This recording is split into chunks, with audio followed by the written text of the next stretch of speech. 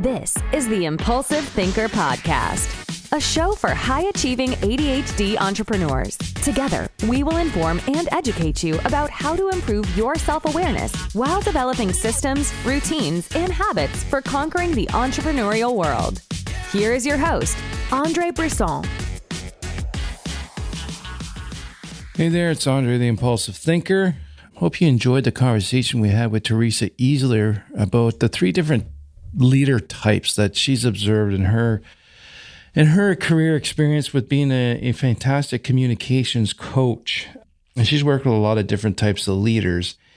And when she told me that I'm a founder leader, immediately it hit me. She didn't have to explain anything more when we were in that workshop. And that's why I invited her to talk about it, because a lot of us struggle with this. We get to a point where we struggle with this. And I don't know what the percentages are about. I think even an ADHD entrepreneur or a neurotypical entrepreneur, I think I'm going to just assume it's 33% across the board.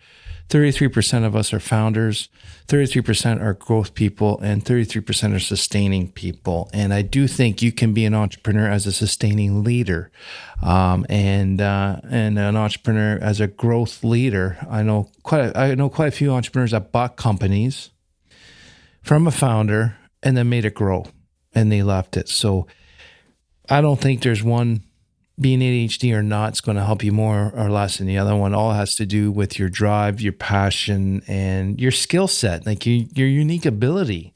And for me, I'm a founder. I love the stress and the possibility of the impossibility. And just having that, that fear of not knowing what's going to happen. For me, when I first started my first engineering company, was not knowing if I was going to have food on the table or a house at the end of the month, because if I didn't make enough money for the mortgage. So I know I'm a founder leader, and this is why I've been struggling the last 5 years, because the company is now at a growth phase. It's in the growth phase, no longer the startup, no longer needs the founder leader.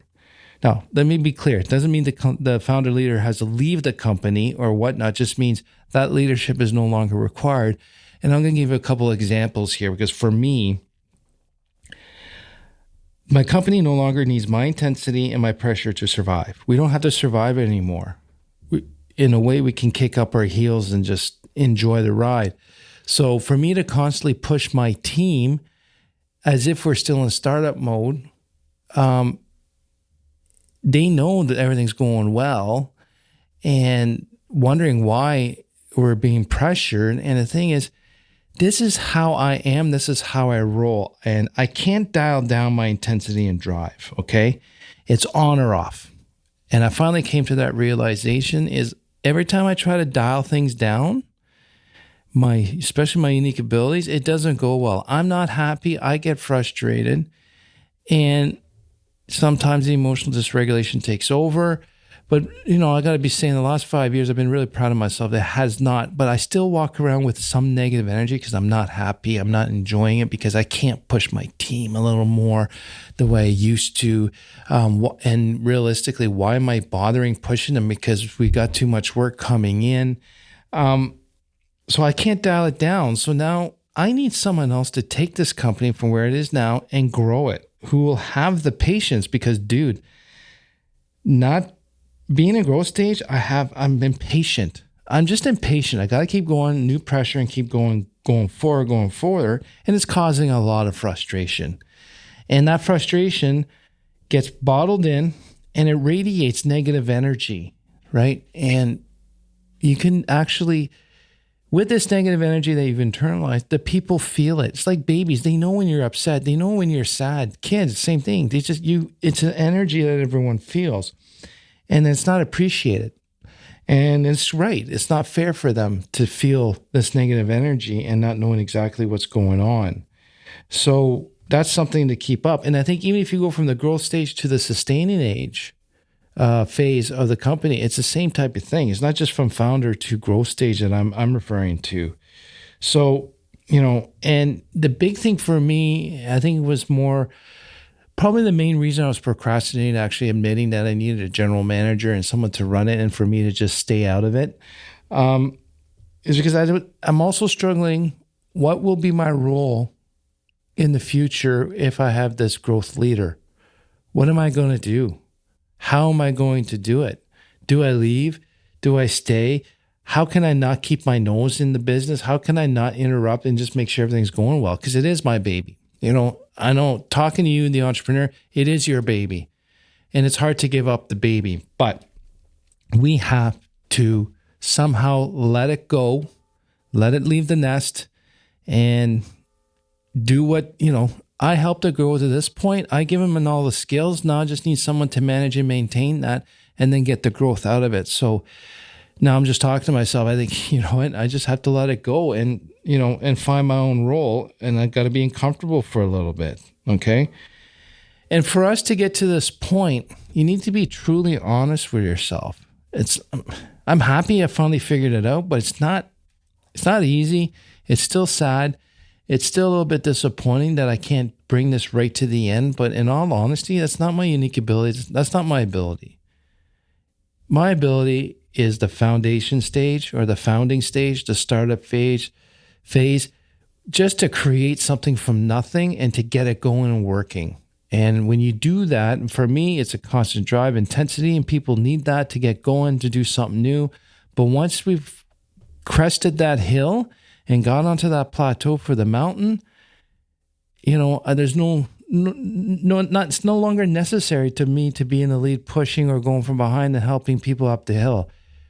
We've got easy driving now, and we just need to go up this gradual slope. And I'm not that person. And that's why I wanted to bring Teresa on to discuss these three types, because I want you to think about it. What type of leader are you? Is your leadership style right now required for the company? Is there something else in your company that can do it? Or do you have to bring someone else in? So being truly honest with yourself about all this will get you way ahead of the game here and reduce your frustration. And take a look at yourself too. Are you able to dial down or dial up on demand? Or are you just, either you're stuck on full out or nothing? For me, I'm all in or I'm all out. And that's definitely an ADHD brain thing. Once we decide to go in, we go full nuts. We go crazy with limitless energy that a lot of people just can't comprehend and understand. Or I just don't give a damn and I'm not going to do anything about it. That's it. There's no in between for us. And, that's cool. We're okay with that. That's the way we roll. And those strengths are required at certain times. So please let me know what leader type you think you are. And I wouldn't mind having a conversation about this. And send me an email at andre@tacticalbts.com. I'd like to hear what leader type you are and what you are struggling with right now. So thanks again for listening. We'll talk to you soon. Thanks for listening to this episode of the Impulsive Thinker podcast. If you enjoyed it, please subscribe, rate, and review the show. It helps us get discovered by listeners like you. If you can share it with at least 2 people, that'll start the process. Please follow us on social media. Just search for Tactical BTS. We regularly share interesting conversations and breakthroughs about entrepreneurship and ADHD. That's Tactical BTS. Talk to you soon.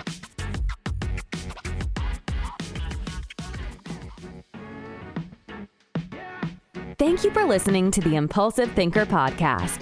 If you have a question, comment, or suggestion for the show, please visit theimpulsivethinker.com.